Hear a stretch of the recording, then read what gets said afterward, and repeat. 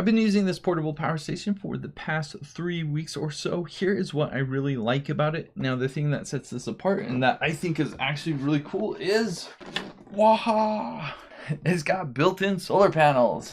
Now, the solar panel doesn't do a whole lot. In my testing, I was getting just over 20 watts of input with the solar panel, but the fact that they have a built-in solar panel I think is really cool. The reason I like that so much is it just makes it really nice for charging devices like phones or tablets or even some low-powered laptop computers. It's really nice and convenient that you can just flip up the solar panel and you're good to go. You don't need to hook up any other things. You don't need to worry about cables or anything like that. It's really nice for when you're in the car or RV and you're just stopping by somewhere for a little while, maybe an hour or two, and you just want to pull this out, put the solar panel up. That's all you need to do. You don't need to do this whole big setup. That's really cool. The other thing I really like about this is you will notice that the display is still on. Now, this is on DC and USB power, but I've had this on for over a week. Now, with a lot of portable power stations, when you leave the power on, it totally drains the power. With this, that is not the case. I really appreciate that about this because I like keeping USB power on.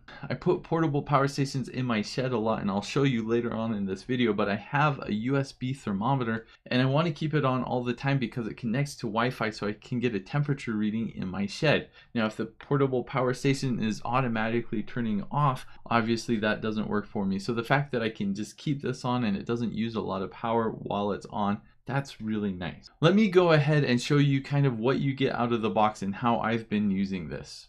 So here is the portable power station. It does come with this pouch of cables.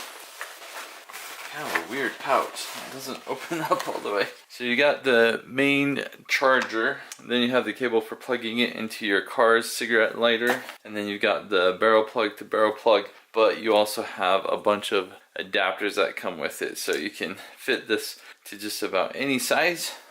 Then here is the portable power station. You can see over here it's got the display. Let's go ahead and turn it on. Shows what the battery level is, so it just kind of has a simple 20, 40, 60, 80, 100 power level. You got a single AC outlet. You got these covers to prevent water from getting in. Then you got your car plug as well. You got your input and output. You got USB-C and then a couple USB ports. And of course, what makes this unique is it does have a built-in solar panel. So that is cool. On the back, you got this stand, so you can leave it out like that, have it charge in the sun.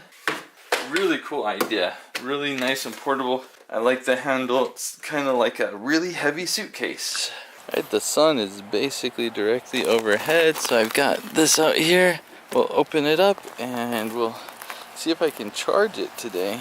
It's kind of hard to see, but it says there's 22 watts of power going in. Pretty slow charging. Looks like we're at about 60% right now. So those wires coming out of the ceiling are plugged into a solar panel, and you can see it's a 100-watt solar panel. It says it's charging at 63 watts of input. I've got it plugged into AC here. I also have USB plugged in, but nothing is on. So to turn on AC, you press the AC button. You can see that turns on, so we've got nothing output. Let me turn on some lights.